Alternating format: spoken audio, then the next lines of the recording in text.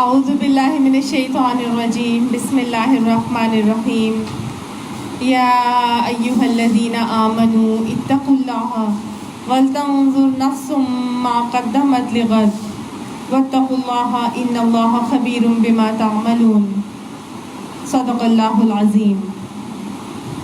سورہ حشر کی یہ آیت نمبر 18 جو میں نے آپ کے سامنے رکھی، تلاوت کی، اس میں اللہ سبحانہ تعالیٰ مومنوں سے مخاطب ہو کر فرما رہے ہیں کہ یا ایھا الذین آمنو، اے لوگوں جو ایمان لائے ہو، اتقوا اللہ، اللہ کا تقوی کرو، اللہ سے ڈرو، ولتنظر نفس ما قدمت لغد، اور ہر شخص یہ دیکھے کہ اس نے کل کے لیے کیا سامان جمع کیا ہے، واتقوا اللہ، اور اللہ سے ڈر جاؤ، اللہ کا تقوی کرو، ان اللہ خبیر بما تعملون، بے شک اللہ جانتا ہے جو عمل تم کرتے ہو۔ گویا اللہ سبحانہ تعالیٰ نے یہاں مومنوں کو کل کے لیے سامان جمع کرنے کی طرف راغب کیا ہے، اور یہ بتا دیا ہے کہ کل کے لیے جو سامان جمع کرو گے اس میں سب سے چیز امپورٹنٹ وہ یہ ہے کہ اللہ کا تقوی اختیار کر کے چلنا، کیونکہ اللہ جانتا ہے جو بھی تم عمل کر رہے ہوگے۔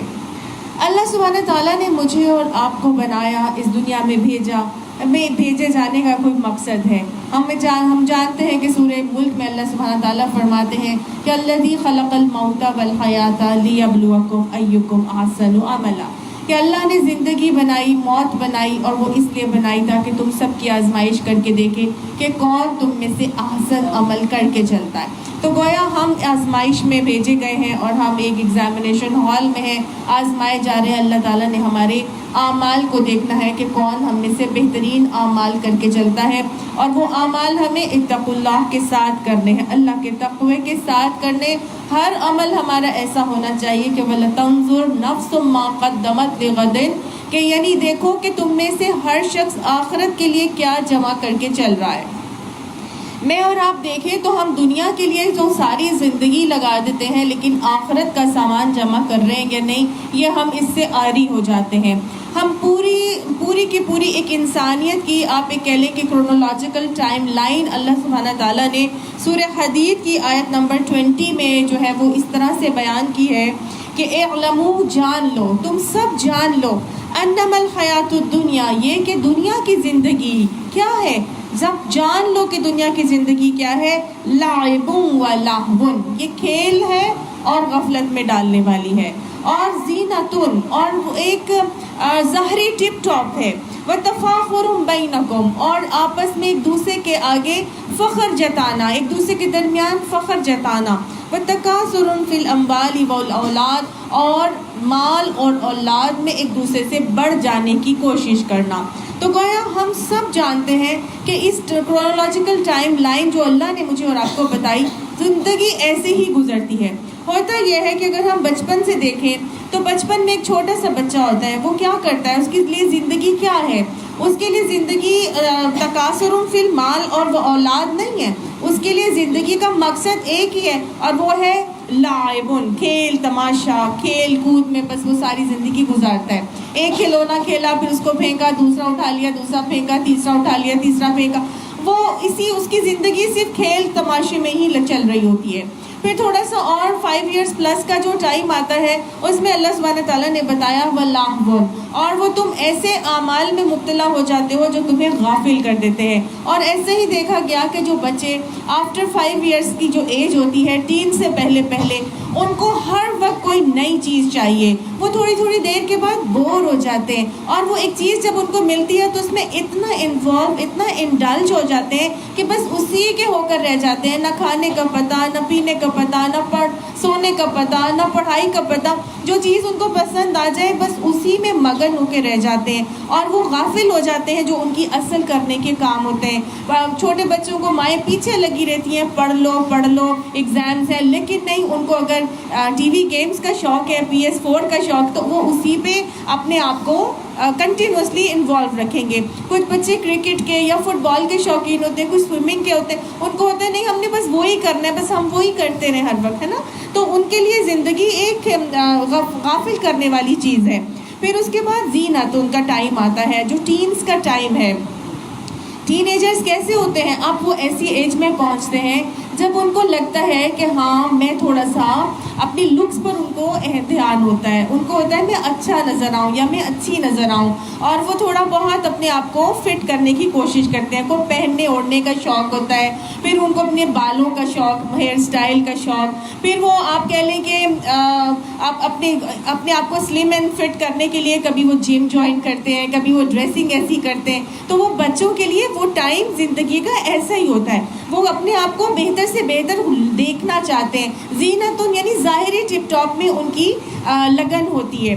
اس کے بعد جو اگلا ٹائم ہے وہ تفاخر بینکم. ٹین ایجر کی لائف سے جب انسان بچہ نکلتا ہے تو وہ اب اس ٹائم پر آ گیا ہے کہ جب وہ اب اگلے پریکٹیکل لائف میں آنے سے پہلے تھوڑا سا سیریس ہو جاتا ہے.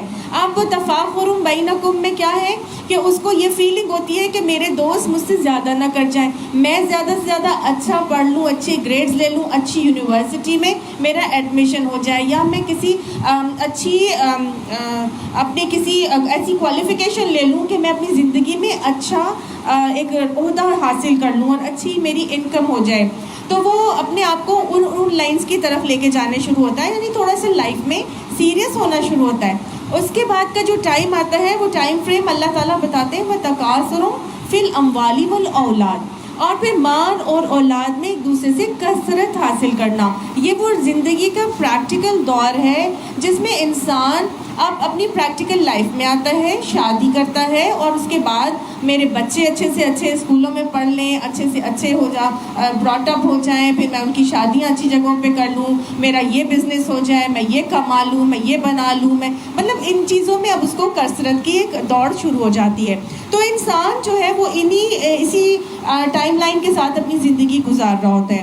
اللہ تعالیٰ فرماتے ہیں اسی بات کو اسی آیت میں، سورہ حدید کی آیت نمبر 20 میں آگے آتا ہے کہ کمثل غیث، اس کی مثال بالکل اس بارش کی سی ہے کہ اعجب الکفار نباتہ، اس جو کفار ہیں وہ جو کھیتی بارش سے کی وجہ سے اگتی ہے، اس کھیتی کو دیکھ دیکھ کے کفار خوش ہوتے ہیں. جو انکار کرنے والے ہیں، وہ جو کھیتی تیار ہو رہی ہے اللہ کے احکامات سے ہٹ کر معاملات کر کے زندگی گزارنے والوں کی جو کھیتی تیار ہو رہی ہے، یعنی وہ جو نسل تیار ہو رہی ہے، کفار اسی کو دیکھ دیکھ کے پھل پھول رہے ہوتے ہیں اور خوش ہو رہے ہوتے ہیں. اور ہوتا یہ کہ ہر انسان جب بڑا ہو رہا ہوتا ہے تو وہ اس کو دیکھ کر اس کے آس پاس کے لوگ، اس کے ماں باپ، اس کے گھر والے، اس کے دوست احباب، اس کے رشتہ دار، سب ایسے لوگوں کو دیکھ کر خوش ہوتے ہیں جو بڑے فلرش ہو رہے ہوتے ہیں. اللہ تعالیٰ فرماتے ہیں ثم یہیج، پھر اس کا حال یہ ہوتا ہے کہ وہ زور پر آتی ہے، یعنی فل اپنے جوبن پر آ جاتی ہے. اور ہر ایک انسان کی زندگی میں ایک ٹائم آتا ہے جب جوانی پورے عروج پر ہوتی ہے، and he or she is capable of doing whatever he or she wants to do, اور پورے زور اور جوبن پر ہوتی ہے. فَتَرَاهُ مُصْفَرًّا، پھر اللہ تعالیٰ فرماتے ہیں پھر اب اس کو ہم زرد رنگی بنا دیتے ہیں، پھر ہم اس کو زرد، تم دیکھتے ہو اس کو کہ وہ زرد ہو جاتی ہے، یعنی کہ اس کی جو حیت تھی، اس کی فزیکل اپیرنس تھی، یا اس کی جو کوالٹیز تھی وہ ماند پڑ جاتی ہیں، وہ بالکل نڈھال ہو جاتا ہے، اس کی کوالٹیز کم سے کم، پوٹینشیلز کم سے کم ہونا شروع ہو جاتے ہیں. اللہ فرماتے ہیں ثم یکون حطاما، پھر اس کا حال یہ ہوتا ہے کہ وہ چورا چورا ہو کے بھوس کی طرح بن جاتی ہے. ایک زندگی کی جو ٹائم لائن ختم ہوتا ہے تو وہ اس کی زندگی ایک بھوس کی طرح بن کر رہ جاتی ہے کہ ملک الموت آتا ہے اور اس کی موت کا معاملہ کر کے اس کی روح کو یہاں سے لے جاتا ہے. اور پھر آخرت کا معاملہ ہے وفی الآخرتی عذاب شدید. اللہ نے فرمایا کفار کی زندگی میں آخرت عذاب شدید کی صورت میں اس کو ملے گا. اللہم لا تجعلنا منہم. آن دا ادر ہے مومن کے لیے اللہ فرماتا ہے وَمَغْفِرَةٌ مِّنَ اللَّهِ وَرِضْوَانٌ، مومن کے لیے اللہ کی مغفرت بھی ہوتی ہے اور اللہ کی رضا بھی مل جاتی ہے. اللہ ہمیں انہی میں شامل فرمائے. اللہ فرماتے ہیں وَمَا الْحَيَاةُ الدُّنْيَا إِلَّا مَتَاعُ الْغُرُورِ، دنیا نہیں ہے مگر صرف ایک دھوکے کا سامان، ایک دھوکے کا گھر ہے. تو کیا کرنا ہے؟ آگے اللہ تعالیٰ نے آیت نمبر 21 میں فرمایا سابقوا الی مغفرۃ من ربکم، سبقت لے جاؤ اپنے رب کی مغفرت حاصل کرنے کے لیے، وجنت، اور رب کی جنت کو حاصل کرنے کے لیے سبقت لے جانا ہے، دنیا کو حاصل کرنے کے لیے نہیں، بلکہ کس کے لیے دوڑ لگانی ہے، کس میں سبقت لے کے جانی ہے؟ اللہ کی مغفرت کو حاصل کرنے کے لیے اور اللہ کی جنت کو حاصل کرنے کے لیے۔ وہ جنت کیسی ہے؟ ارضھا، اس کا عرض کتنا ہے، اس کی وسعت کتنی ہے؟ کعرض السماء والارض، اس کی وسعت اتنی ہے کہ جیسے زمین اور آسمان کا عرض ہے۔ اعدت للذین آمنوا باللہ ورسلہ، یہ کس کے لیے تیار کی اللہ نے؟ ان کے لیے تیار کی ہے جو ایمان لائے اللہ پر اور اس کے رسول پر۔ اللہم جعلنا منہم، ذالک فضل اللہ، یہ اللہ کا فضل ہے، یؤتیہ من یشاء، وہ دیتا ہے جس کو چاہتا ہے، واللہ ذو الفضل العظیم، اور اللہ بڑے فضل والا ہے۔ سبحان اللہ۔ اللہ نے مجھے اور آپ کو یہ باتیں ساری کی ساری سورہ الحدید کی آیت نمبر 20 اور 21 میں پوری طرح سے سمجھا دی ہے، لیکن اس کے باوجود اللہ سبحانہ تعالیٰ 30ویں سپارے میں سورہ تکاثر میں ہمیں کیا فرماتے ہیں؟ بسم اللہ الرحمن الرحیم، الہاکم التکاثر حتی زرتم المقابر۔ الہاکم لحف سے نکلا ہے، لحف کہتے ہیں غفلت میں ڈال دینا، غافل کر دینا، ہلاکت میں ڈال دینا، یعنی ہر ایسا کام یا ہر ایسی مصروفیت جس میں انسان اتنا مگن ہو جائے کہ وہ اہم سے غافل ہو جائے۔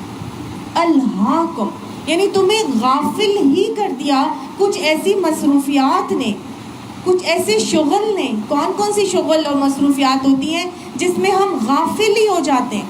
میں نے ابھی آپ کو بتایا، جیسے کوئی کھیل ہے، کوئی ایک گیم ہے، یا گیمز یعنی مردوں میں بھی دیکھ لیں، لڑکیوں میں بھی دیکھ لیں، بچوں میں بھی دیکھ لیں، ہر کسی کو جب میچ آتا ہے ان دنوں کیا حال ہوتا ہے، اتنا کھیل میں غافل ہو جاتے ہیں کہ نہ کھانے کا پتہ، نہ نماز کا پتہ، نہ پینے کا پتہ، نہ نیند کا پتہ، کسی چیز کا پتہ نہیں ہے، بس صرف یہ کہ بس بیٹھے ہیں ٹی وی کے سامنے اور گیم دیکھے جا رہے، وہ سارا دن گزر جاتا ہے، ایک لمحہ بھی نگاہوں سے اوجھل نہیں ہونے دیتے۔ دوسرا، یہ گیمز کے لیے انسان اپنے آپ کو غافل کر دیتا ہے۔ ایک اور چیز جس میں بہت زیادہ غفلت دیکھی گئی ہے، دوستی یاری میں اتنا انسان مگن ہو جاتا ہے، اتنا محو ہو جاتا ہے کہ جن لوگوں کو دوستوں یاروں کی عادت پڑ جاتی ہے، جن لڑکیوں کو یا لڑکوں کو، ان کا حال پھر یہ ہوتا ہے کہ پھر ان کے گھر کے بچے ترستے رہ جاتے ہیں، ان کے زوج ترستے رہ جاتے ہیں، نہ انہیں بیوی بچوں کا پتہ، نہ ان کی تعلیم و تربیت کا پتہ، نہ ان کے ضروریات کو پورا کرنے کا حقوق و فرائض کا پتہ، نہ ان کو ماں باپ کا پتہ، نہ ان کو پڑوسی ہمسایوں کا اور نہ رشتہ داروں کا پتہ، کسی حقوق و لباد کا ان کو نہیں پتہ ہوتا۔ ان کو پتہ ہوتا تو صرف اس بات کا کہ میرے دوست ہیں اور میں نے وہاں پر جانا ہے، میرے دوست نہ مجھ سے ناراض ہو جائیں۔ وہ دوستی یاری میں وہ بچپن سے اس طرح انوالو ہوتے ہیں کہ پھر وہ بعد میں بھی سیر و تفریح، تماشے، کھیل، مختلف چیزوں میں وہ اسی میں مگن ہو کے رہ جاتے ہیں کہ پھر انہیں کسی حقوق اللہ اور حقوق العباد کی ادائیگی کا ہوش بھی نہیں ہوتا۔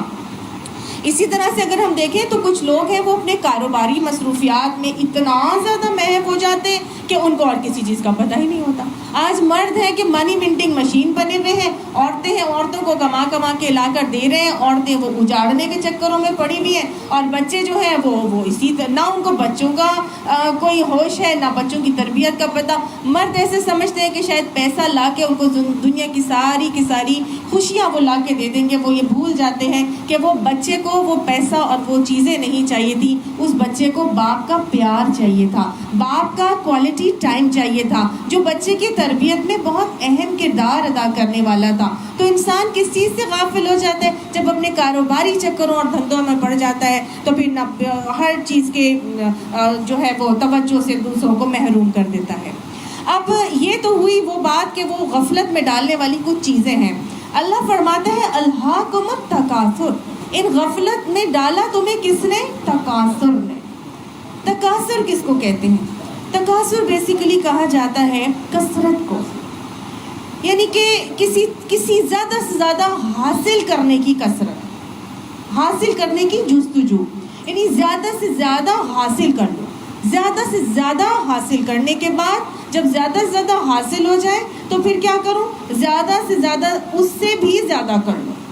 ایک تو میرے پاس زیادہ سے زیادہ آ جائے، اس کے بعد وہیں پر نہیں رکوں گا، پھر میرے پاس فلاں سے بھی زیادہ آ جائے، فلاں سے بھی زیادہ آ جائے، پھر اس کے بعد مزید آگے انسان بڑھتا ہے اور پھر کس پر ہوتا ہے؟ یہیں پر نہیں رکتا بلکہ دوسروں پر فخر جتانے کی سعی اور جستجو میں وہ بڑھ جاتا ہے.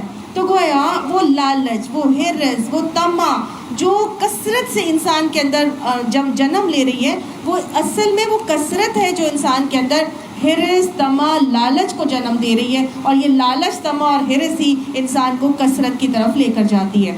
اللہ نے یہاں پر یہ نہیں بتایا کہ کس چیز کی غفلت ہے اور کس چیز کی کثرت ہے. اللہ تعالیٰ نے صرف اوپن چھوڑ دیا ہے. اللہ نے اوپن چھوڑا، کسی چیز کو اسپیسیفائی نہیں کیا. کیا فرمایا اللہ نے؟ الہاکم التکاثر، غفلت میں ڈال دیا تم کو کثرت میں. اللہ نے نہیں بتایا کس چیز سے غافل ہو گئے، اللہ نے نہیں بتایا کس چیز کی کثرت تھی، نہیں بتایا. تو جب بھی اللہ سبحانہ تعالیٰ کسی چیز کو اسپیسیفائی نہ کریں، کسی چیز کے بارے میں کیٹیگوریکلی مینشن نہ کریں، تو ہمارے پاس بہت وسیع مفہوم آ جاتا ہے. وسیع مفہوم پھر بہت وسیع ہو جاتا ہے، پھر چھوٹی چھوٹی چیزیں نہیں رہ جاتی. اب یہاں پہ اگر ہم دیکھیں تو بے شمار لسٹ ملتی ہے ہم کو کہ کون کون سی چیزیں ہیں جو ہمیں انسان اس کی کثرت چاہتا ہے، اور کون کون سی چیزوں سے پھر وہ انسان کو غافل کرتی ہیں. تو انسان کن کن چیزوں کی کثرت چاہتا ہے، اینالائز کرتے ہیں، تھوڑا سا اس کو دیکھتے ہیں. دنیا کے اندر بیسیکلی جب انسان انوالو ہوتا ہے تو سب سے پہلی چیز جو اس کے اندر آتی ہے وہ ہے حب دنیا. دنیا کی محبت میں وہ مبتلا ہوتا ہے. اور اللہ کے نبی نے فرمایا کہ حب دنیا رأس کل خطیئۃ، دنیا کی محبت تمام برائیوں کی جڑ ہے. اب دنیا کی محبت میں بھی دو چیزیں آتی ہیں. پہلی چیز یہ ہے کہ مال کی محبت آ جائے، دوسری چیز یہ ہے کہ جاہ کی، اقتدار، عہدہ، اس کی محبت آ جائے. تو بیسیکلی دنیا کی محبت میں دو قسم کی چیزیں آتی ہیں، ایک مال کی محبت اور ایک اقتدار کی محبت، عہدے کی محبت. تو جو مال کی محبت ہے اس کے لیے ہم دیکھیں تو اللہ تعالیٰ قرآن پاک میں فرماتے ہیں نا، زُيِّنَ لِلنَّاسِ حُبُّ الشَّهَوَاتِ مِنَ النِّسَاءِ وَالْبَنِينَ وَالْقَنَاطِيرِ الْمُقَنطَرَةِ مِنَ الذَّهَبِ وَالْفِضَّةِ وَالْخَيْلِ الْمُسَوَّمَةِ وَالْأَنْعَامِ وَالْحَرْثِ. اللہ نے یہ ساری کی ساری ہمیں چیزیں بتائیں، حب الشہوات، جن کی محبت انسان کے دلوں میں اللہ کی طرف سے ڈال دی گئی ہے. وہ کون کون سی چیزیں ہیں؟ من النساء، عورتیں، پھر بیٹے، پھر سونے چاندی کے ڈھیر، پھر اس کے بعد سواریاں، پھر کھیتی اور اس کے بعد مویشی. یہ تمام چیزیں اللہ کی طرف سے محبتیں ہمارے دلوں میں ڈالی گئی. اللہ نے کہا ذالک متاع الحیات الدنیا، یہ تو دنیا کی چند روزہ زندگی کے سامان ہیں. ٹھیک ہے، اللہ نے یہ دنیا کی زندگی کے سامان میرے اور آپ کے لیے بنائے ہیں. اب ہم کس چیز کے اندر آتے ہیں؟ مال و دولت کو حاصل کرنے کے لیے. جب مال و دولت انسان حاصل کرنے لگتا ہے تو صرف وہیں پر نہیں، ہر انسان کا دل چاہتا ہے میرا بینک بیلنس زیادہ ہو جائے، میں اس سے بھی زیادہ بنا لوں، میں اس سے بھی زیادہ لے آؤں. پھر اس کے بعد جب بینک بیلنس اس کا بڑھنا شروع ہوتا ہے، پہلے تو انسان چھوٹی موٹی نوکری پر بھی جو ہے اکتفا کر لیتا ہے، چھوٹا موٹا جو اس کا کاروبار ہوتا ہے، جتنا گزار بسر کے لیے اس کے پاس آ رہا ہے ٹھیک ہے. لیکن جب زیادہ آنا شروع ہوتا ہے تو پھر کیا ہوتا ہے؟ آہستہ آہستہ مال جمع ہونا شروع ہوتا ہے، بینک بیلنسز بڑھنا شروع ہوتے ہیں. اس کے بعد پھر انسان اپنی خوراک کی طرف آتا ہے، پھر جسمانی لذت جو ہے اس کے سامان بڑھنا شروع ہو جاتے ہیں. پھر وہ کیا ہوتا ہے؟ اس جسمانی لذت ایک آپ کی خوراک کے ذریعے سے آتی ہے، آپ کا ایٹنگ جو ہیبٹس ہوتے ہیں وہ پہلے سے زیادہ بہتر اس کوالٹی کی طرف آ جاتے ہیں. دوسرا یہ ہے کہ وہ عورتوں کی طرف، ایک شادی ہے تو دوسری شادی کی طرف جاتا ہے. تو اس طرح وہ اپنی خوراک کو آگے سے آگے کرتا ہے. پہلے گھر میں پک رہا تھا، اب ڈائن آؤٹ ہوتا ہے، پھر ڈیلیوریز ہونا شروع ہو جاتی ہیں، ہوتا ہے کہ نہیں؟ اس طرح آگے بڑھتے ہیں. پھر تھرڈ لیول آتا ہے.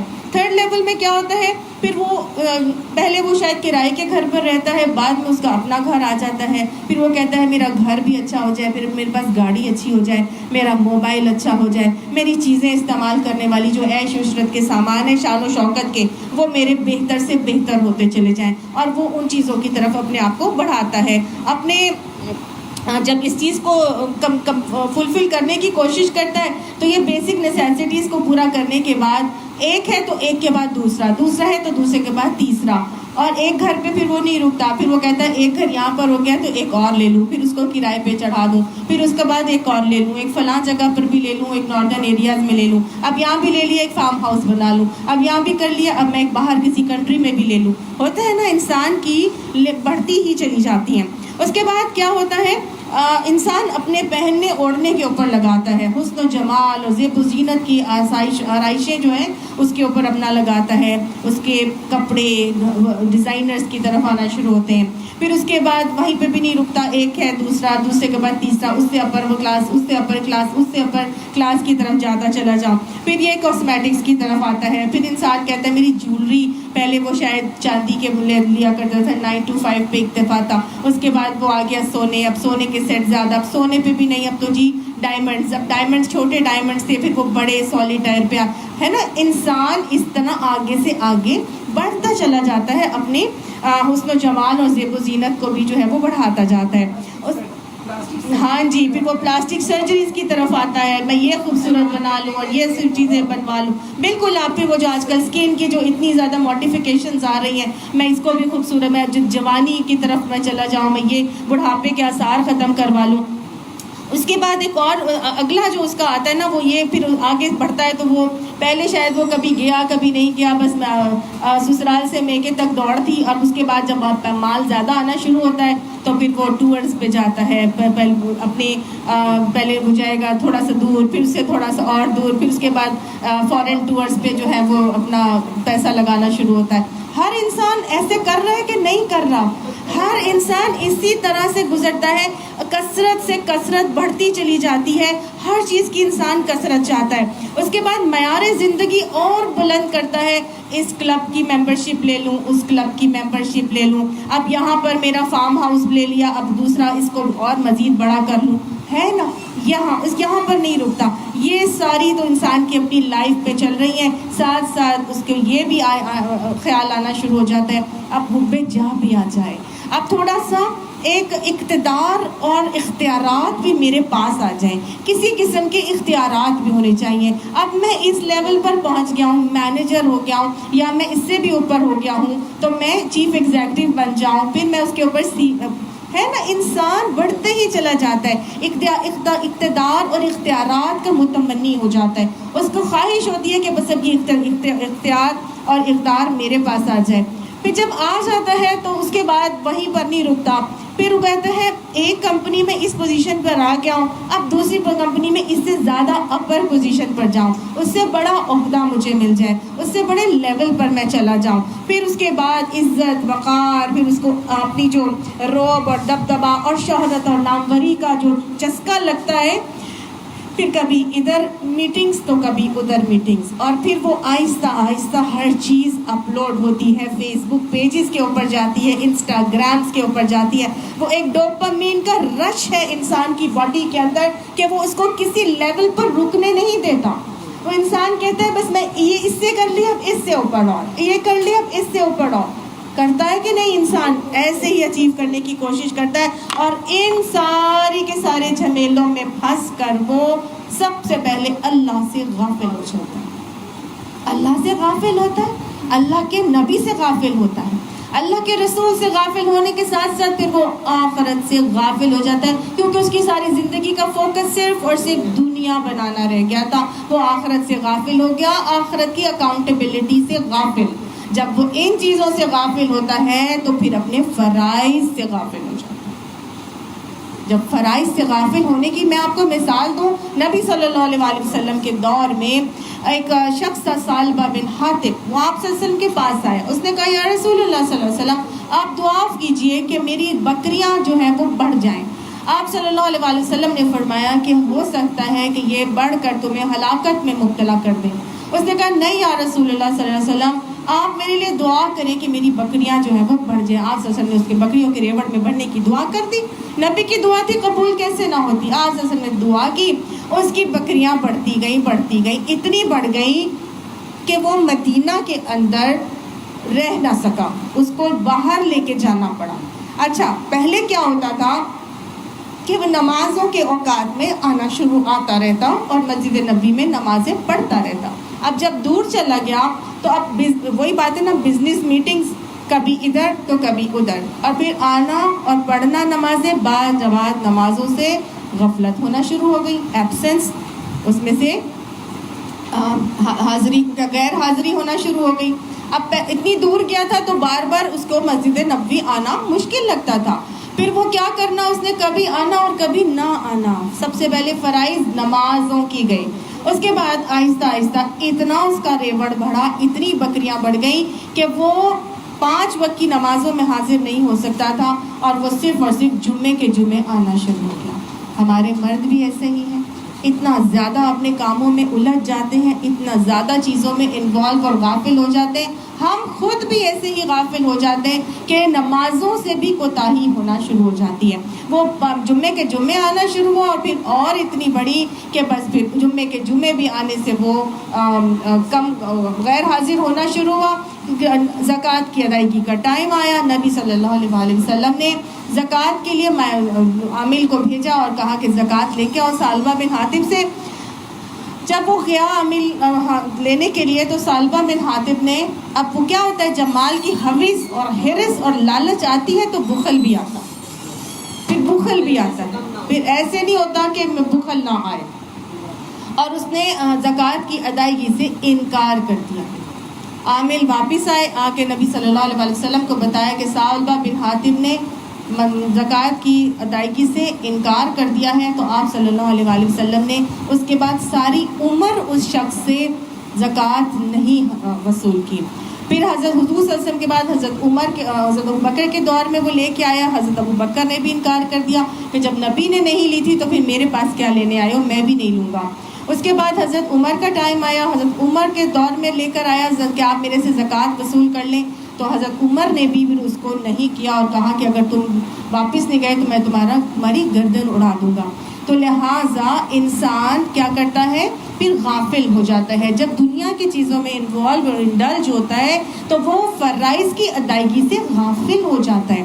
اس کے بعد جب فرائض سے ادائیگی سے غافل ہوتے ہیں تو دوسروں کے حقوق سے بھی غافل ہو جاتے ہیں. پھر آپ اپنی اخلاقی ذمہ داریوں تک سے غافل ہو جاتے ہیں کہ آپ کی اصل میں اخلاقی ذمہ داریاں کیا تھیں. آپ کا تو سارا محور اور مرکز وہی دنیا بنانے کے چکر ہیں. تو لہٰذا جب اللہ ہی یاد نہ رہا تو وَمَنْ أَعْرَضَ عَنْ ذِكْرِ الرَّحْمَنِ نُقَيِّضْ لَهُ شَيْطَانًا فَهُوَ لَهُ قَرِينٌ. جو رحمان کے ذکر سے منہ موڑتا ہے تو پھر اللہ سبحانہ تعالیٰ اس کے اوپر ایک شیطان مسلط کر دیتے ہیں اور وہ اس کا قرین اور ساتھی ہو جاتا ہے، وہ اس کا ساتھی ہو جاتا ہے اور وہ اس کو حکم دیتا ہے. اور وہ جو بھی کرتا رہتا ہے وہ سمجھتے ہیں، وہ انسان سمجھتا ہے کہ میں جو بھی کر رہا ہوں انہم مہتدون ویحسبون انہم مہتدون. وہ یہ سمجھتا ہے کہ میں جو بھی کر رہا ہوں وہ میں بالکل ٹھیک کر رہا ہوں، میں تو صحیح ہوں. شیطان اس کا قرین اور ساتھی بنتا ہے، اس کو وسوسے ڈالتا ہے، اس کو حقوق العباد کی ادائیگی سے بھی دور کر دیتا ہے. اور آہستہ آہستہ آہستہ جب شیطان مسلط ہوتا ہے تو پھر انسان اپنے نفس کی خواہشات میں پھنس جاتا ہے. دل کے 2 حصے ہوتے ہیں، جب تک انسان اللہ کا ذکر کرتا ہے شیطان اس حصے سے چلا جاتا ہے. اور جب انسان اللہ کے ذکر سے غفلت برتتا ہے تو دل کے اس حصے پر اپنی چونچ رکھ کر شیطان وسوسہ ڈالتا ہے اور اپنا کام کر لیتا ہے. تو بس شیطان اس کے اوپر مسلط ہوتا ہے، اس کو نفسانی خواہشات میں اتنا پھنساتا ہے کہ ان تمام چیزوں کو وہ حاصل کرنے کے لیے نہ حلال دیکھتا ہے نہ حرام دیکھتا ہے، ہر چیز کرنے کے اوپر بس وہ آگے سے آگے بڑھتا رہتا ہے. اور حتیٰ کہ اس کا حال یہ ہو جاتا ہے کہ آس پاس جو عبرت کے واقعات ہو رہے ہوتے ہیں اللہ کی طرف سے، اس کو جولٹنگ دینے کے لیے، اس کو ہلانے کے لیے، اس کو سکھانے کے لیے کہ خبردار سیدھے ہو جاؤ، اب بھی سمجھ جاؤ تم کون سے راستے پر چل رہے ہو. لیکن نہیں، وہ اس صلاحیت ہی سے عاری ہو جاتا ہے کہ وہ ان واقعات سے عبرت حاصل کر سکے. اس انسان کا بھی یہ حال ہو جاتا ہے. تو گویا حرص انسان کی فلاح کی دشمن ہے. یہ وہ حرص ہے، یہ وہ طمع ہے، یہ لالچ ہے جو انسان کو فلاح یاب نہیں ہونا دینا چاہتی. میں اب یہ نہیں کہوں گی کہ دولت کمانا یا دولت کی خواہش رکھنا یا دولت کے حاصل کرنے کے لیے محنت کرنا یا اس کو بڑھانے کی جستجو کرنا کوئی غلط معاملہ ہے، کوئی غلط کام نہیں ہے، یہ ناجائز نہیں ہے، یہ غیر شرعی بھی نہیں ہے، یہ منع بھی نہیں ہے. صرف اور صرف طریقہ ہمارا صحیح ہونا چاہیے. اس کو حاصل جائز طریقے سے کرنا چاہیے اور اس کو استعمال بھی جائز طریقے سے کرنا چاہیے، جائز جگہ پر کرنا چاہیے، اللہ کی بتائے ہوئی حدود اور قیود کے مطابق کرنا چاہیے. جب یہ سب کچھ چیزیں اللہ کی طرف سے نعمتیں ہمیں مل جائیں، اللہ ہمیں مال دیتا ہے، اللہ ہمیں مختلف اسباب ضروریات دیتا ہے، آپ ضرور استعمال کریں، ضرور حاصل کریں، اس کے لیے صحیح جد و جہد سب کچھ کریں، لیکن انہی نعمتوں کو آخرت کی کامیابی بنانے کا وسیلہ بنا کے کریں، آخرت کی کامیابی حاصل کرنے کا ذریعہ سمجھ کے کریں۔ جو لوگ تو ان تمام دنیا کی نعمتوں کو آخرت کی کامیابیوں کا ذریعہ بنا کے چلتے ہیں، محنت تو وہ بھی کرتے ہیں، جد و جہد تو وہ بھی کرتے ہیں روزی کمانے کے لیے، لیکن مقصد ان کا متعین ہوتا ہے۔ ان کا مقصد کیا ہوتا ہے؟ ان کا مقصد یہ ہوتا ہے کہ ہم زندگی کی ضروریات کو آرام سے فلفل کر لیں، جو ہماری ضروریات زندگی ہیں ان کو ہم آسانی سے پورا کر لیں، یعنی نیڈز آف لائف جو ہیں ان کو ہم حاصل کر لیں۔ اس کا فوکس پھر نیڈز کے آگے وانٹس پہ نہیں رہتا، وانٹس پہ نہیں ہوتا، نیڈز وہ ضرور حاصل کریں۔ جب بھی انسان جاتا ہے نا تو وہ دیکھے کہ یہ نیڈ ہے یا وانٹ ہے، اگر نیڈ ہے تو ضرور حاصل استعمال کریں، لیں، خریدیں، سب کچھ کریں، لیکن اگر وانٹ ہے تو رک جائیں، پہلے 2 دفعہ سوچیں۔ اگر آپ وانٹ بھی ہے تو کوئی ایکسٹرا چیز ہے تو پہلے اس کو نکالیں اور پھر اس کو لے کے آ جائیں، ٹھیک ہے۔ اس کے ساتھ ساتھ پہلی بات تو یہ کہ وہ ضروریات زندگی کو اپنے استعمال کرنے کے لیے کرتا ہے۔ دوسرا اس کا مقصد یہ ہوتا ہے کہ وہ جب کما رہا ہوتا ہے اور مال اس کے پاس آتا ہے تو اس کو یہ ہوتا ہے کہ میری ضروریات تو پوری ہو گئی، اب میں حقدار کو یا رشتہ دار کو اس کے فیاضی سے دے سکوں، حقدار یا رشتہ دار کو فیاضی سے دے سکوں۔ پھر وہ تحفوں میں کنجوسی نہیں کرتا، پھر وہ خوبصورت اور بہترین تحفہ بھی دیتا ہے، اس کے تحفے بہترین ہو جاتے ہیں۔ سمجھ میں آ رہی ہے میری بات؟ آج ہمارے یہاں میجورٹی کا حال یہ ہوتا ہے کہ جو چیز پسند نہیں ہوتی وہ دوسرے کو اٹھا کے تحفے میں دے دیتا ہے، یا وہ چیز تحفے میں دیتے ہیں جو خود کبھی اپنے لیے استعمال نہیں کرنا چاہتے۔ جب انسان کا مقصد آخرت اسی مال سے یا ان نعمتوں سے آخرت بنانا ہوگا تو کیا ہوگا؟ اپنے ضروریات کے بعد وہ جو مال ہوگا اس سے وہ کیا کرے گا؟ دوسروں کی فیاضی سے مدد کر سکے گا اور مال اس میں زیادہ خرچ کر سکے گا۔ تیسرا یہ کہ جب کوئی جائز ضرورت مند آ جاتا ہے، حاجت مند آ جاتا ہے، تو اس کی حاجت مند کی بھی ضرورت کو کھلے دل سے پورا کرتا ہے، اس حاجت مند کی ضرورت کو کھلے دل سے، پھر وہ تھوڑے تھوڑے پیسے نہیں دیتا، پھر اس کی ضرورت کو پوری طرح پیسے دے کے اس کی ضرورت کو فلفل کرنے کی کوشش کرتا ہے۔ اور اس کے بعد جو اور مال بچ جاتا ہے تو پھر وہ چاہتا ہے کہ میں اس مال سے اپنے لیے صدقہ جاریہ کے معاملات کر جاؤں، کچھ اپنے ملک و ملت کو بھی فائدہ پہنچا جاؤں، کچھ خدمت خلق کے معاملات کر جاؤں، کوئی ہسپتال بنا جاؤں، کوئی ڈسپینسری بنا جاؤں، کوئی تعمیر کر جاؤں، کوئی کنویں کھدوا جاؤں، کوئی مساجد بنا جاؤں، کوئی مدرسے بن جائیں، ہے نا۔ پھر انسان ان چیزوں کی طرف اپنے مال کو لگانا شروع کر دیتا ہے۔ تو جن کا خیال آخرت کی کامیابی کا حصول نہیں ہوتا، محنت وہ بھی کرتے ہیں، لیکن ان کا معاملہ یہ ہوتا ہے کہ وہ دنیا کی کامیابی کو ہی اصل کامیابی سمجھتے ہیں، اور پھر وہ اپنی دنیا ہی کی کامیابی کو مزید اپ گریڈ کرنے کے لیے ان کے اپنے ہی للے تللے ختم نہیں ہوتے۔ وہ ایک ہے اس کو اپ گریڈ کر لوں، ایک گاڑی ہے اس کو اپ گریڈ کر کے دوسری کر لوں، اب اس کو کر کے وہ جتنا مال آتا ہے نا وہ ان کے اپنے اوپر ہی اپنے خرچوں پہ لگ جاتا ہے، پھر وہ دوسروں کے لیے کیا نکالیں گے؟ وہ ان کا اپنے ہی للے تللوں میں وہ مال ان کا لگتا چلا جاتا ہے، پھر وہ نہ مال حقداروں کے لیے رہتا ہے، نہ حاجت مندوں کے لیے رہتا ہے، نہ رشتہ داروں کی ضرورتوں کو رہتا ہے، نہ فیاضی میں وہ دیا جاتا ہے، نہ وہ صدقہ جاریہ کے کاموں میں لگایا جاتا ہے، بلکہ ان کے دلوں کی تسکین صرف اس میں ہوتی ہے کہ وہ کیا کر لے؟ وہ دوسروں پر اپنی نعمتوں کا اظہار کر کے اپنی شان و شوکت کو جتا دے اور فخر کا اظہار کرے۔ ہمارا فوکس کتنا امپورٹنٹ ہے کہ پھر ٹھیک ہونا چاہیے، ہمارا مقصد بالکل فوکسڈ ہونا چاہیے کہ آخرت ہو۔ اچھا، دنیا کے اندر لگتے لگتے لگتے ساری زندگی گزر جاتی ہے، پھر انہیں ایک دم سے ہوش آتا ہے، ہاں یہ تو میں تو اتنا سال میری عمر ہو گئی، زندگی کا اتنا ٹائم تو میں نے گزار دیا، اب کیا کرنا ہے؟ بجائے اس کے کہ اب وہ سیدھے ہوتے اور اب ان کو سمجھ میں آتا اور اللہ کے شاکر بندے بنتے کہ اللہ تیرا شکر، تو نے اتنی نعمتوں سے مالا مال کیا، اللہ اب میں اپنی زندگی کا سارا مال جو ہے وہ تیری راہ میں لگاؤں گی، میں فلاں بھی کام کروں گی، فلاں کو بھی دوں گی. نہیں، ساری زندگی ایسے گزاری تھی، آگے بھی ان کا یہی حال رہتا ہے. اب ان کو مزید فکریں لاحق ہو جاتی ہیں کہ اس سے بھی زیادہ ہو جائے، پوتوں پوتیوں کی فکر ہو جاتی ہے، پوتے پوتیوں کے لیے بھی بنا جاؤ، ہے نا، اس کے لیے بھی بنا جاؤ، اور اسی گھن چکر میں بڑا رہتا ہے. حتیٰ زرتم المقابر، اللہ نے فرمایا حتیٰ کہ تم لوگ قبریں جا دیکھتے ہو، تم قبروں تک پہنچ جاتے ہو، بجائے اس کے کہ تمہیں خوشی اور سکون میسر ہوتا. تمہارے تو اعصاب، ذہن، تمہارے مال، تمہارا جسم، تمہاری صلاحیتیں، تمام چیزیں شل ہو گئیں، لیکن تمہیں سکون پھر بھی نہیں ملا، کیونکہ اس ریٹ ریس میں there is no end to it، کوئی اختتام نہیں ہے. جتنا مرضی کرتے چلے جاؤ، بڑھتا ہی چلا جاتا ہے، بڑھتا ہی چلا جاتا ہے.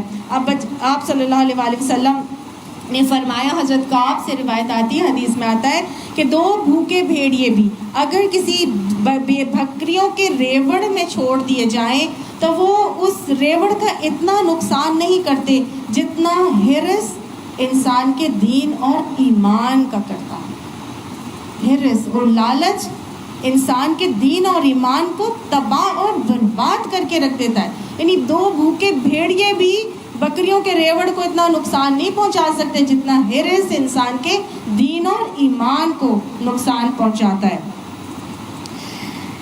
آپ صلی اللہ علیہ وآلہ وسلم نے فرمایا کہ انسان میں 2 بہت بری چیزیں ہیں، اور 2 بہت بری چیزیں کیا ہیں؟ سب سے بری چیز کڑھا دینے والی ہرس اور گھبرا دینے والی بزدلی. یعنی ایسا ہرس، ایسا لالچ ہو جس پہ آپ ہر وقت کڑتے ہی رہیں، فلاں کے پاس ہے میرے پاس نہیں ہے، اس سے بھی آ جائے، وہ چیز بھی مجھے چاہیے، یہ بھی ہونا چاہیے تھا. دیکھا ہوگا نا، آپ نے کسی کو کرپ کرتا رہتا ہے ہر وقت، فلاں چیز نہیں ہے میرے پاس، فلاں چیز، اتنی نعمتوں کے باوجود بھی وہ ناخوش ہی رہتا ہے، وہ ناشکرا ہی رہتا ہے. اور وہ کڑا دینے والی ہرس ہے جو اللہ کے نبی نے کہا یہ بہت بری خصلت ہے اگر کسی کے اندر پائی جاتی ہے. اور دوسرا کیا فرمایا آپ صلی اللہ علیہ وسلم نے کہ گھبرا دینے والی بزدلی، یعنی کہ اتنے ڈرپوک ہو کہ ہر چھوٹی چھوٹی بات پر تم گھبرا جاتے. اللہ سبحانہ تعالیٰ نے انسان کو جب بنایا تو اس کے اندر کچھ کمزوریاں رکھی. قرآن میں اللہ تعالیٰ نے ان کمزوریوں کا تذکرہ کیا. اللہ تعالیٰ فرماتے ہیں کہ خلق الانسان عجولا، انسان عجلت باز پیدا کیا گیا، جلد بازی ہے انسان کے اندر، اور اس جلد بازی کو کنٹرول کرنا صبر کہلاتا ہے. پھر اللہ نے فرمایا سورہ معارج کے اندر آتا ہے ان الانسان خلق علوا، بے شک انسان بہت ہی کم ہمت، بہت ہی بے صبرا، بے چین بنایا گیا ہے. اذا مسہ شر، جب اس کو کوئی تکلیف پہنچتی ہے، جزوعا، تو جزا فضا کرنے لگتا ہے.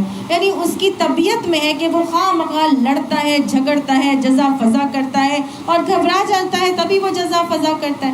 اور وَإِذَا مَسَّهُ الْخَيْرُ، اور جب اس کو بھلائی پہنچتی ہے، کوئی نعمت، کوئی مال ملتا ہے، تو منوعا، وہ بخیل بن جاتا ہے، وہ بخل کرنے لگتا ہے. لیکن آگے اللہ نے فرما دیا اِلَّا الْمُصَلِّينَ، سوائے نمازیوں کے. تو گویا اللہ نے طریقہ بتا دیا، یہ باتیں اگر تمہارے اندر ہیں، پائی جاتی ہیں، تو ان کو کنٹرول کرو. اور ان کو کنٹرول کرنے کا طریقہ کیا ہے؟ نماز پڑھو. نماز پڑھو گے تو تمہاری یہ ساری کمزوریاں، ساری خامیاں خود بخود جو ہے وہ سیٹل ڈاؤن ہوتی جائیں گی، اور تم بہترین حالت میں آتے چلے جاؤ گے.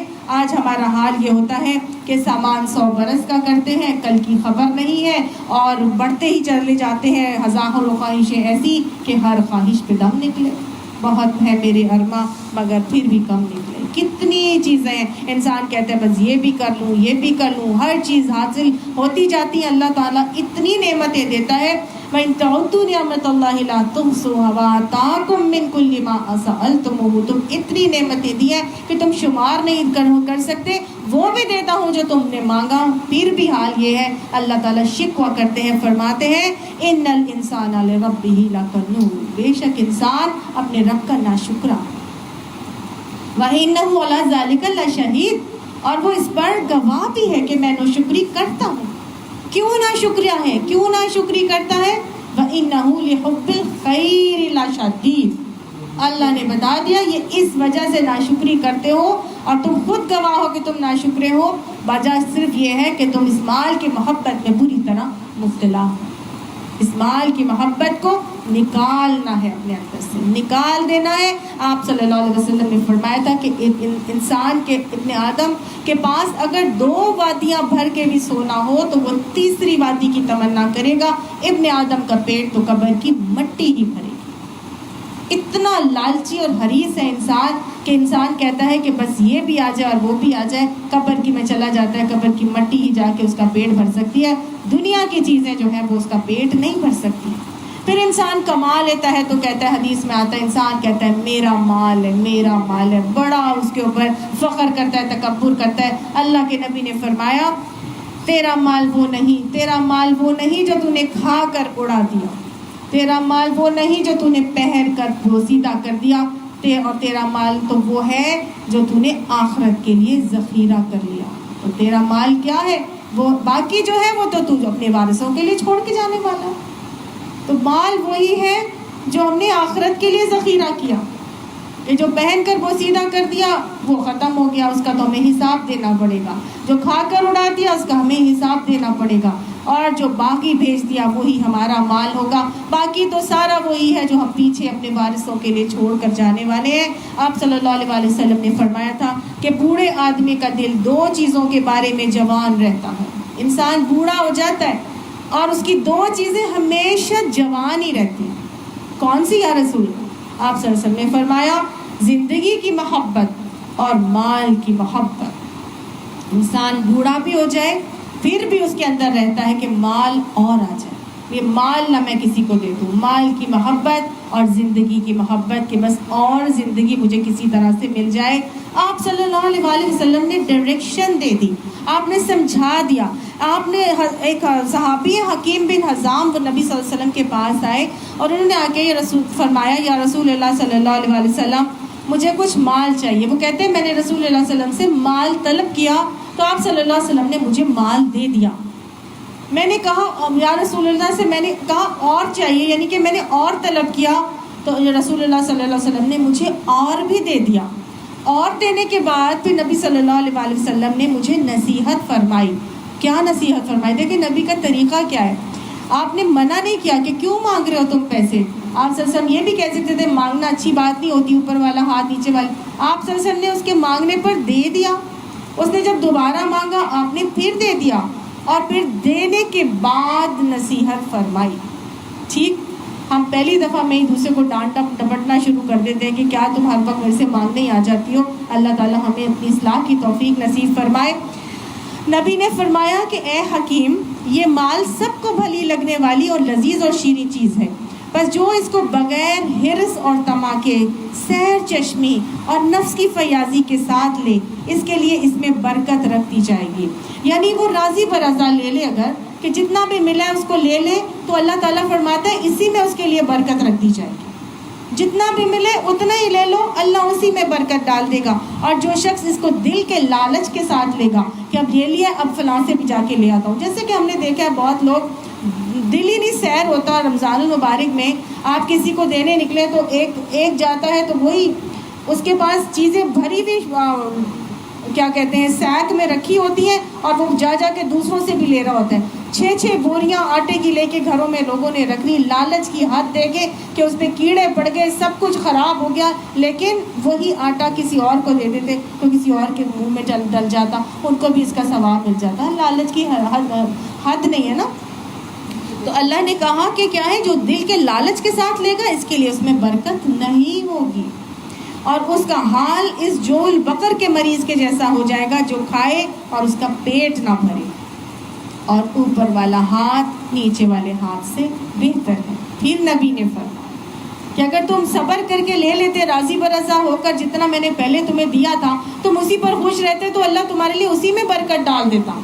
لیکن جب تمہارے اندر لالچ آ گئی نا، اور لالچ سے لوگے تو پھر تمہارے لیے برکت ختم ہو جائے گی، اور تمہارے پاس چیزیں آنے کے باوجود بھی تمہارا حال یہ ہوگا کہ تمہارا پیٹ اس سے بھرے گا نہیں۔ پھر آپ نے فرما دیا اوپر والا ہاتھ نیچے والے ہاتھ سے بہتر ہے، لہٰذا کیا کرو، نیچے والا ہاتھ کبھی نہ بڑھو، کبھی نہ بن، جتنا اللہ دے اسی پہ قناعت کر کے صبر شکر کر کے اس کو استعمال کرو۔ تو وہ آگے سے کہنے لگے حکیم بن حزام کہ یا رسول اللہ صلی اللہ علیہ وسلم، اس ذات کی قسم جس نے آپ کو نبی برحق بنا کر بھیجا ہے، اس کے بعد اب میں مرتے دم تک کسی سے کچھ نہیں لوں۔ یہ ہے حکمت کا طریقہ، یہ ہے حکمت کا انداز اور سلیقہ۔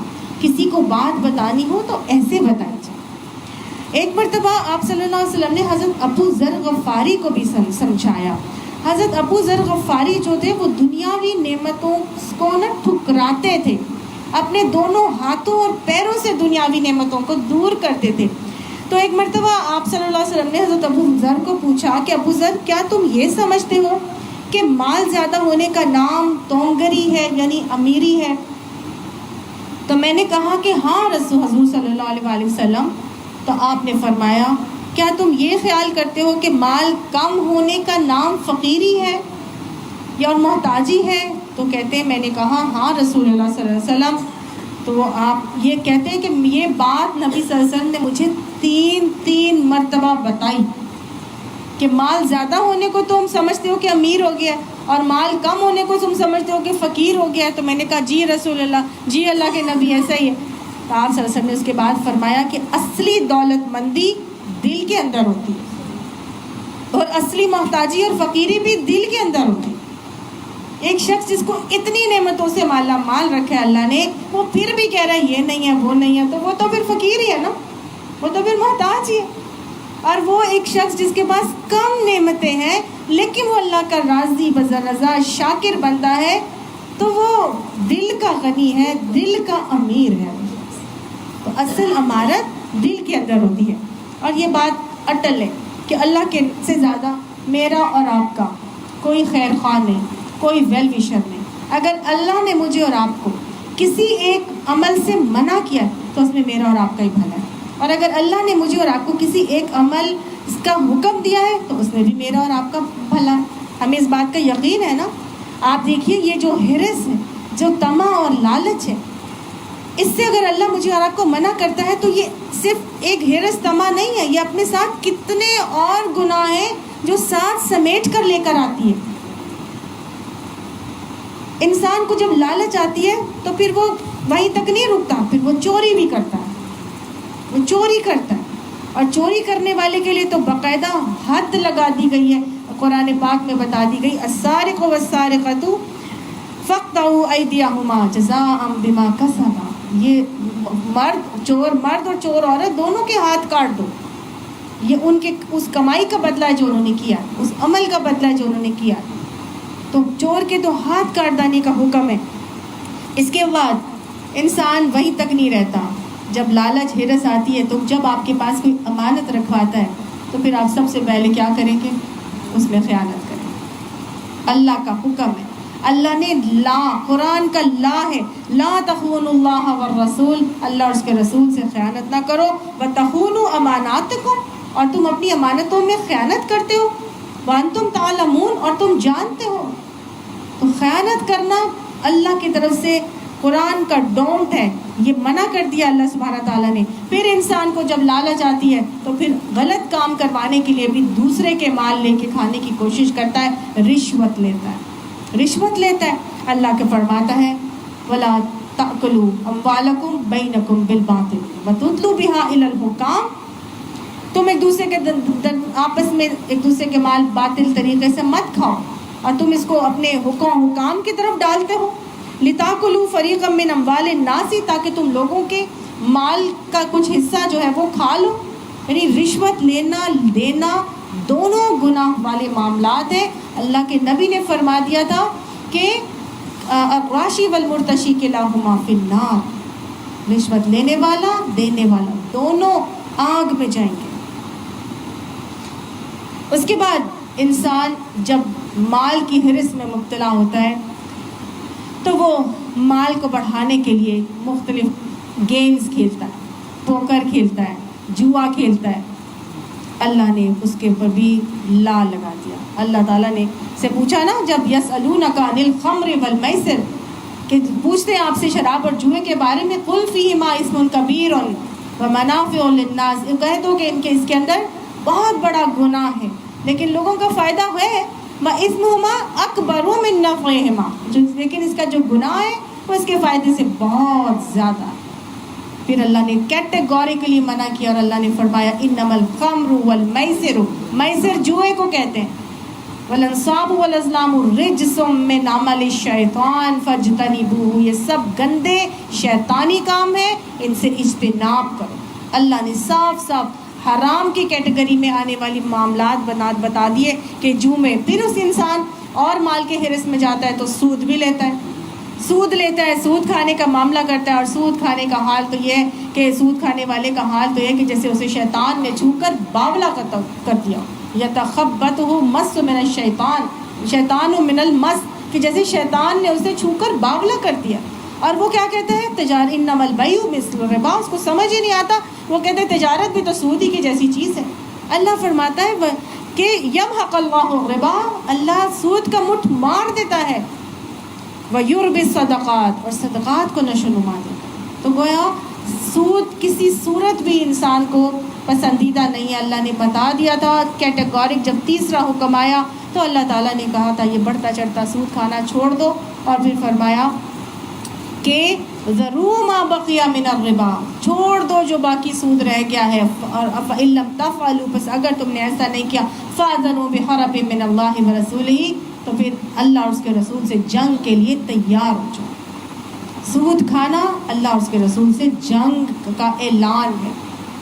آج اسی مال کی محبت میں ہم اپنے بینکنگ سسٹم کے اندر اپنا مال ڈپازٹ بھی کراتے ہیں فکس ڈپازٹ کے اندر، اور سود کھاتے ہیں بیٹھ کر، ہمیں پتہ ہی نہیں چلتا.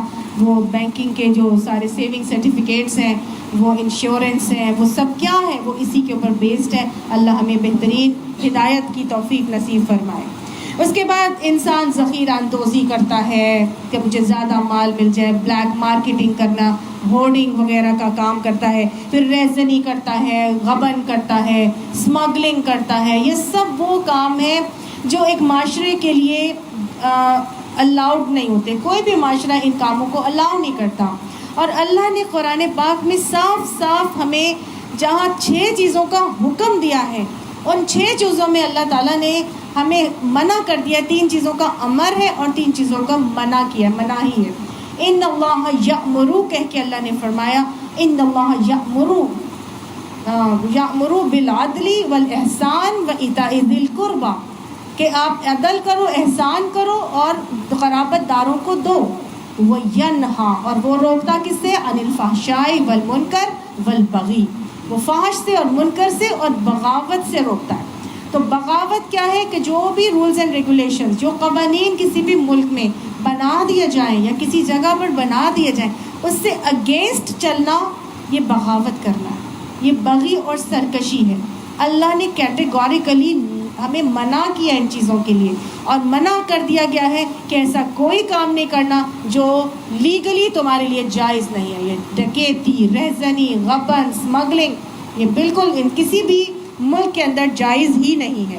پھر اس کے علاوہ ملاوٹ کرنا، پھر انسان ملاوٹ بھی کرتا ہے، پھر جھوٹی قسم کھا کر عیبدار مال بھی بیچتا ہے، پھر مضر اور حرام چیزوں کے کاروبار بھی کرتا ہے. یہ وہ چیزیں ہیں جس کے لیے ایک دھوکے کے معاملات آ رہے ہیں.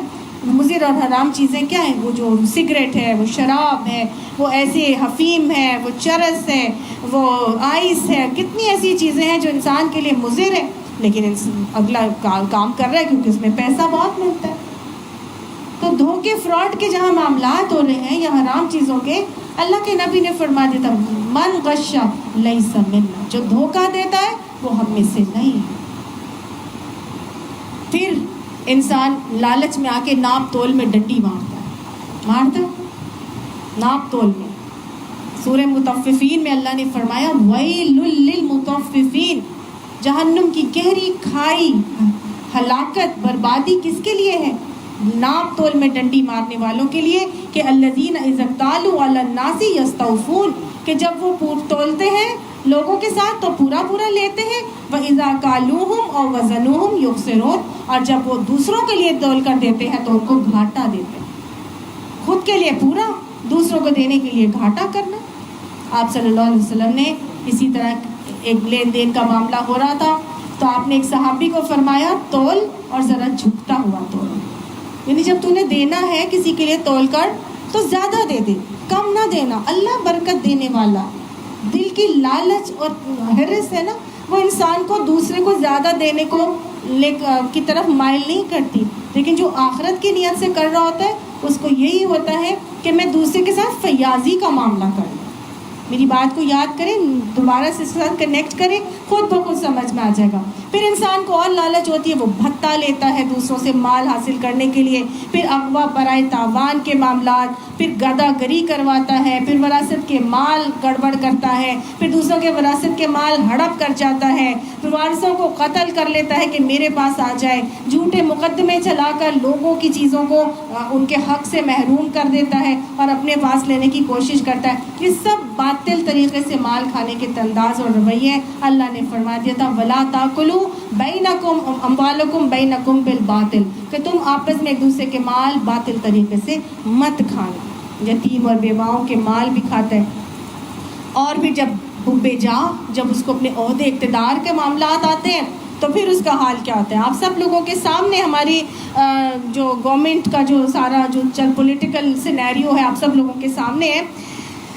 حکومتی عہدے حاصل کرنے کے لیے دھڑے بندیاں کرتے ہیں، پھر قومیت اور لسانیت کے اوپر اور صوبائیت کے اوپر وہ تفرقے بازیاں اور وہ دل پھاڑتے ہیں، پھر اس کے بعد تعصب پیدا کرتے ہیں، بے اتفاقی پیدا کرتے ہیں، انتخابات میں دھاندلیاں کی جاتی ہیں، پھر وہ جعلی ووٹ ڈلوائے جاتے ہیں، پھر ڈراتے ہیں دھمکاتے ہیں اپنے مقصد کو حاصل کرنے کے لیے، جھوٹے وعدے کرتا ہے پھر انسان، پھر اگر عہدے مل جائیں تو سرکاری مال کو خرد برد کیا جاتا ہے، پھر اس کے علاوہ ملک سے غداری کرتا ہے اور پھر اپنے راز بھی لے کے دوسروں کے ہاتھ بیچنا شروع کر دیتا ہے، اپنے ایسٹس بیچنا شروع کر دیتا ہے، اپنے عزت اور اقتدار کی چیز دھجیاں اڑا دیتا ہے، جیسے عافیہ صدیقی کو ان کے حوالے کر دیا اور اپنے مال لے کر اپنے بینک میں جو ہے وہ ڈپازٹ کر دیے گئے۔ یہ سب چیزیں، یہ حرص، طمع اور لالچ، یہ حب جاہ جو انسان کو کون سے غلط اعمال کی طرف لے جاتا ہے۔ آپ صلی اللہ علیہ وسلم نے حضرت عمرو بن العاص سے روایت آتی ہے، آپ نے فرمایا، ابن ماجہ میں آتا ہے کہ آدم کے بیٹے کے دل میں ہر وادی میں ایک شاخ ہے، یعنی یہ نہیں ہے کہ آپ کے دل میں اب کوئی امید ہی نہیں آئے گی کہ جی میں اب کچھ کر ہی نہیں سکتی، بس اب میں نے تو جی رہبانیت اختیار کر لینی ہے اور اللہ اللہ کرنا ہے اور میں نے دنیا کی کسی چیز میں نہیں آنا۔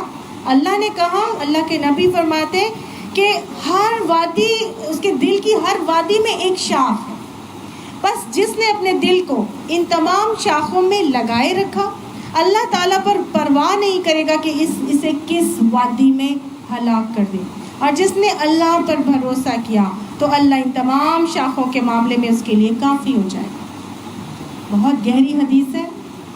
آپ کے دل میں خواہشات آئیں گی، ضرور آئیں گی، لیکن اگر ان خواہشات کو حاصل کرنے کے چکر میں اپنی ساری عمر کھپا دی، صلاحیتیں، اوقات، اپنے مال، اپنی تمام چیزیں اسی میں آپ نے کھپا دی، تو پھر اللہ تعالیٰ بھی پرواہ نہیں کرے گا کہ اسے کس وادی میں ہلاک کرے، یعنی اسے کون سی خواہش کو حاصل کرتے کرتے اس کی موت آ جائے، اللہ کو اس کی کوئی پرواہ نہیں۔ لیکن انسان اپنی خواہشات کو پیچھے پڑنے کے بجائے وہ اللہ پر توکل کرے، اللہ پر بھروسہ کرے، مل جائے تو سبحان اللہ ثم الحمدللہ، شکر اللہ کا کہ مل گیا، نہیں ملا تو اس کے پیچھے کھپانا نہیں ہے، اپنے آپ کو پورا کا پورا اسی کے نہیں کر دینا، اپنی زندگی کا مقصد رکھنا ہے تو اللہ سبحانہ تعالیٰ وہ بھی آپ کو دے دے گا، وہ بھی اللہ کہہ رہے ہیں میں اس کی ساری ضرورتوں کے لیے کافی ہو جاؤں۔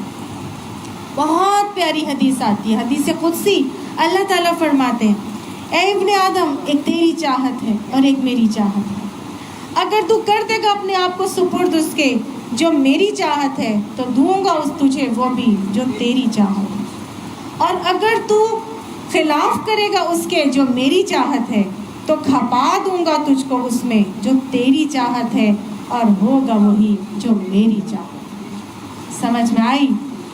تو اللہ کی چاہت پر سرنڈر کر دینا، اللہ ہمیں وہ بھی دے دے گا جو ہماری چاہت ہے۔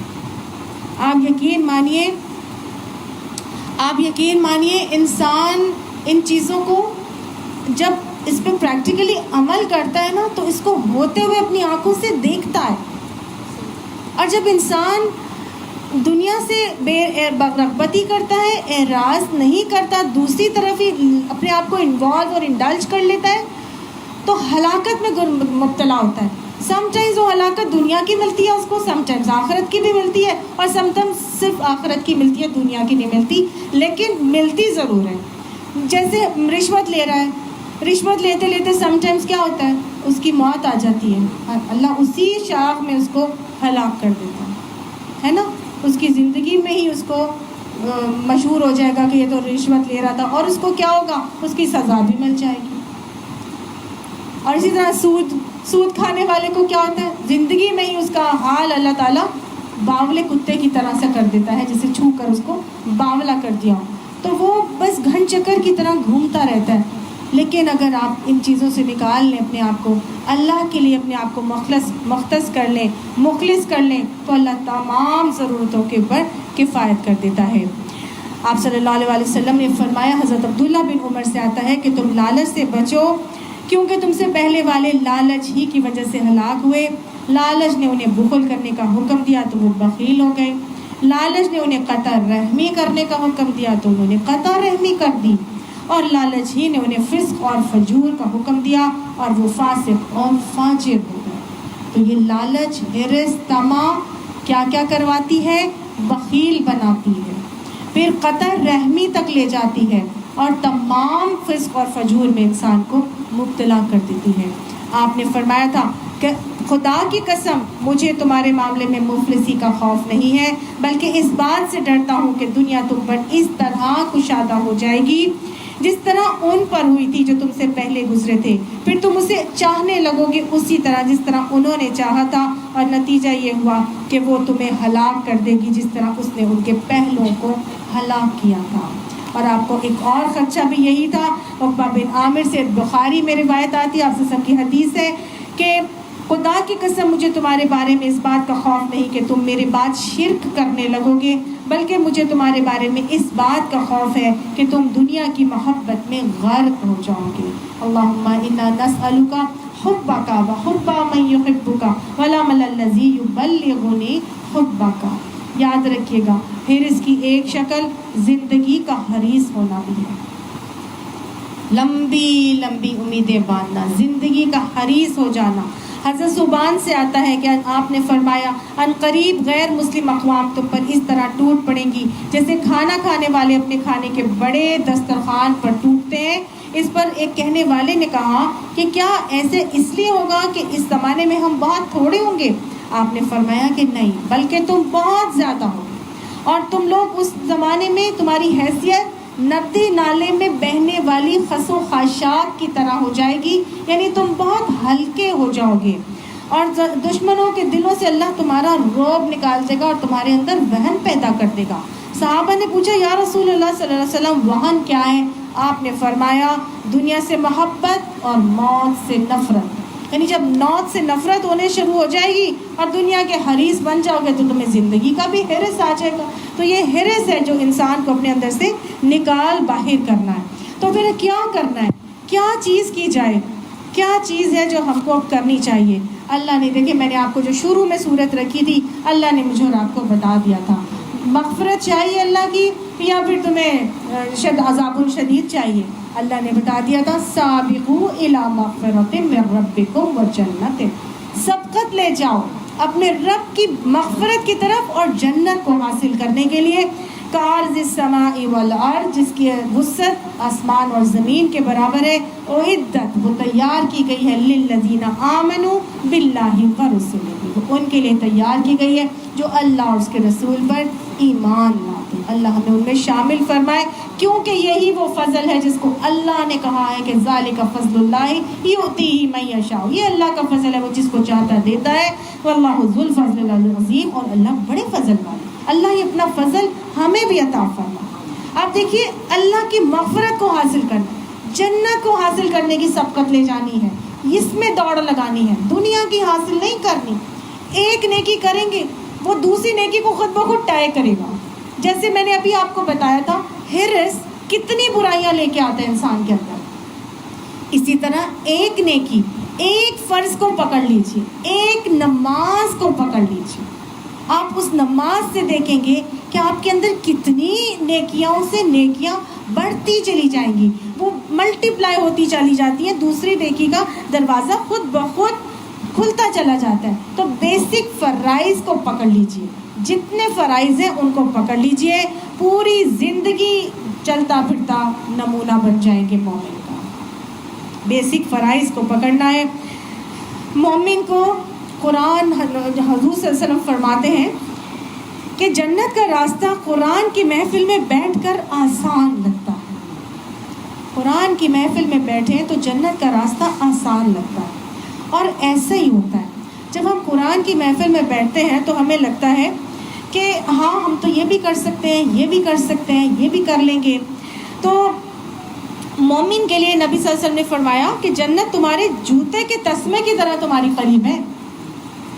جوتے کے تسمے کی طرح قریب, یعنی مومن کو فیل ہونا شروع ہو جاتا ہے کہ جنت اب میرے اتنی قریب ہے, اچھا میں یہ کر لوں گا تو اس سے میں جنت میں جا سکتا ہوں.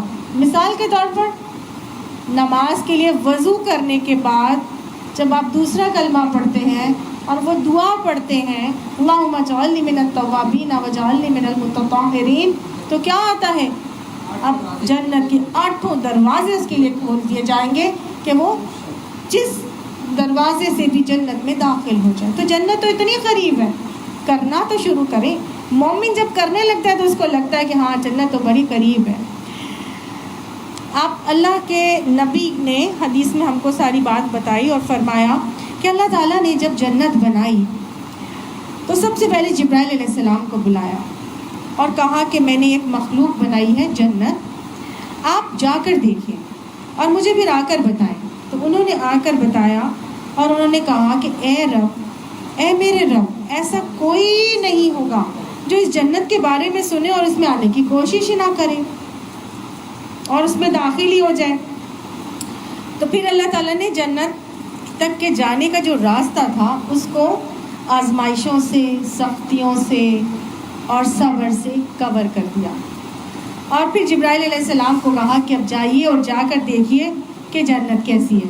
تو حضرت جبرائیل علیہ السلام گئے اور واپس آ کے اللہ تعالیٰ کو کہا کہ اللہ تعالیٰ یہ راستہ تو اتنا مشکل ہے کہ کوئی اس میں داخل نہیں ہو سکے گا. پھر اللہ نے جہنم کو تخلیق کیا اور جہنم کو تخلیق کرنے کے بعد جبرائیل علیہ السلام کو کہا کہ جائیں ذرا جا کر, میری مخلوق ہے میں نے بنائی, آپ جا کے اسے دیکھیں جہنم کو اور آ کر مجھے بتائیں. حضرت جبرائیل علیہ السلام گئے اور جا کر واپس آئے اور آ کر کہا کہ اے اللہ, ایسا کوئی ہوگا ہی نہیں کہ جو اس کے بارے میں سنے اور اس سے بچنے والے کام نہ کرے, یعنی کوئی بھی اس کے اندر جانا پسند نہیں کرے گا یا نہیں جانا چاہے گا. تو پھر اللہ تعالیٰ نے جہنم تک جانے والے راستے کو آسانیوں سے, عیاشیوں سے اور خواہشات سے بھر دیا, خوشیوں سے بھر دیا. اور پھر کہا کہ جبرائیل علیہ السلام کو کہ جائیں اور جا کر بتائیں. تو انہوں نے آ کے کہا کہ یا اللہ, کوئی بھی اس کے اندر نہیں جا سکتا, مطلب کوئی بھی اس سے بچ نہیں سکے گا, اس میں جانے سے بچ نہیں سکے گا, یعنی کہ اتنی چیزیں ہیں, خوشیاں, آسائشیں اور خواہشات, تو کوئی بھی نہیں بچ سکے گا کہ اس میں نہ جائے. تو اللہ نے کہا نہیں, بچیں گے, وہ بچیں گے جو فلاح پانے والے ہوں گے. پھر اللہ نے جنت کو کہا بولو اے جنت کون تم میں داخل ہوگا. تو جنت بولی قد افلح المؤمنون, سبحان اللہ, یقیناً فلاح پا گئے ایمان لانے والے. اور ایمان لانے والے صرف قولی نہیں ہوگا, عمل سے ثابت کر کے دکھائیں گے. آمنو کے ساتھ عمل الصالحات گتھا ہوا ہے. جیسے آٹے کو گوند دیتے ہیں نا اس پانی میں ڈال کر، پھر پانی نہیں نکل سکتا اس کے اندر سے، اس طرح آمنو کے ساتھ عمل الصالحات گتھا ہوا ہے. ایمان آئے گا تو اعمال صالحہ کی خوشبو ضرور آئے گی، اعمال صالحہ کی کھیتی ضرور پھوٹے گی، اور اعمال صالحہ کے پھول ضرور کھلیں گے. ایسا نہیں ہو سکتا کہ ایمان آئے اور اعمال صالحہ نہ ہو. وہ تو پھر ایمان ہی نہ ہوا نا جو اعمال صالحہ کے بغیر ہوا. تو جب اس نے کہا قد افلح المؤمنون، یقیناً فلاح پا گئے ایمان لانے والے، تو فرشتوں اور جبرائیل علیہ السلام نے کہا طوبی لکی منزل الملک، ان سب لوگوں کے لیے بہترین بشارت ہے جو جنت کے بادشاہ اور جنت کی ملکائیں بنیں گے. دنیا کے بادشاہ اور دنیا کے ملکائیں جنت کے بادشاہ اور ملکہ نہیں ہوں گے. کس کے لیے ہے بشارت؟ جو جنت کے بادشاہ اور جنت کے ملکائیں ہوں گے، بشارتیں ان کے لیے ہیں. یہ وہ لوگ ہوں گے جنہوں نے اپنے آپ کو اللہ کی فرما برداری میں رکھا ہوگا. یہ وہ لوگ ہوں گے جو اس دنیا کے اندر آخرت کی نیت سے اعمال کیے ہوں گے. یہ وہ لوگ ہوں گے جنہوں نے اپنی خواہشات نفس کو تھام کے روک کر رکھا ہوگا. یہ وہ لوگ ہوں گے جنہوں نے اپنی زندگی کو رب کی اطاعت کے اوپر فوکسڈ اور فکسڈ کر کے رکھا ہوگا. یہ وہ لوگ ہوں گے جن کی اعمال میں دوام تھا. یہ وہ لوگ ہوں گے جو اپنی خواہشات میں الٹ پلٹ نہیں ہوتے ہوں گے، بلکہ کنٹرول کر کے اس کو رکھتے ہوں گے اور فرما برداری کی کوشش میں لگے رہتے ہوں گے. اللہ نے جنت سے کہا انتی رحمتی، تم میری رحمت ہو، اور ہم بھی کی، میں تمہارے ذریعے سے رحم کروں گا. گویا اللہ سبحانہ تعالیٰ نے یہ کہہ دیا کہ جنت میں جو جائے گا وہ اللہ کی رحمت کے ذریعے سے ہی جائے گا. اللہ نے اپنی رحمت جب بنائی، جب رحم کو تخلیق کیا، تو اس کے اللہ نے 100 حصے رکھے. حدیث سے پتہ چلتا ہے جس میں سے 99 حصے اللہ نے اپنے پاس رکھے اور ایک حصہ اللہ نے رحمت کا دنیا میں دے دیا. یہ جو دنیا میں ہمیں رحمتیں نظر آتی ہیں، جو ماں رحم کرتی ہے، جو جانور اپنی اولاد کے ساتھ رحم کرتا ہے، مطلب جو بھی رحمت کے آپ کو مظہر دنیا کے اندر کسی صورت میں بھی نظر آتے ہیں، وہ اللہ کی رحمت کا ایک حصے کا عکس ہے. 99 حصے رحمت اللہ نے کس کے لیے رکھی؟ سورہ احزاب میں اللہ تعالیٰ فرماتا ہے وَبِالْمُؤْمِنِينَ رَحِيمًا، اللہ اپنے مومن بندوں کے لیے جو ایمان لا کر عمل الصالحات کرنے والے ہوں گے، اللہ کا تقوی غالب کر کے چلنے والے ہوں گے کہ اللہ ناراض نہ ہو جائے اور اللہ راضی ہو جائے، اللہ ان کے لیے رحیم ہو جائے گا. قیامت میں اپنی رحمت کا ان کو حقدار بنا لے گا. مجھے اور آپ کو اپنی زندگی کا کوئی پتہ نہیں کب ختم ہو جائے، یہ عمل کی مہلت کب چھن جائے ہم سے، لیکن اصل کامیاب کون ہوگا؟ جس نے اپنی زندگی میں عمل صالح کو تھام لیا ہوگا، جس نے ایمان لا کر اپنے آپ کو رب کی فرما برداری پہ فکس کیا ہوگا. میں اور آپ اپنے اعمال سے، یاد رکھیے گا، جنت نہیں حاصل کر سکتے.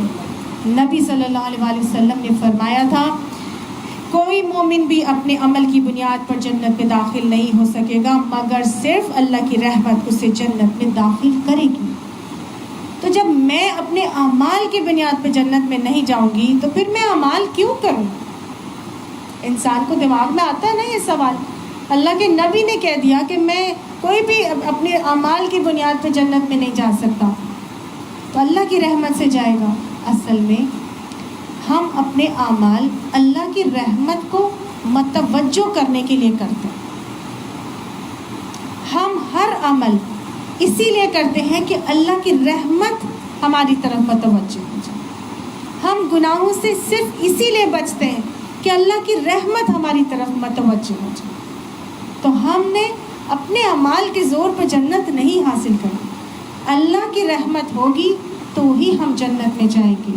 تو لہٰذا ہر وہ عمل کرنا ہے جو ہمیں اللہ کی رحمت کے قریب کر دے اور اللہ کے غضب سے دور کر لے، اور ہر وہ عمل سے بچنا ہے جو ہمیں اللہ کے غضب کا حقدار بنا دے. ٹھیک ہے، تو بس یہی آج میرا جو ہے وہ ٹاپک تھا. میرے دل میں تھا کہ میں یہ بتاؤں کہ اپنی زندگی کا مقصد کیا ہونا چاہیے. اللہ کی رضا، اللہ کی رحمت کو موٹیویٹ کرنے کے لیے جو بھی کرتے ہیں، حرص اپنے اندر سے نکالیں گے تو انشاءاللہ بہت سے گناہوں سے بچیں گے.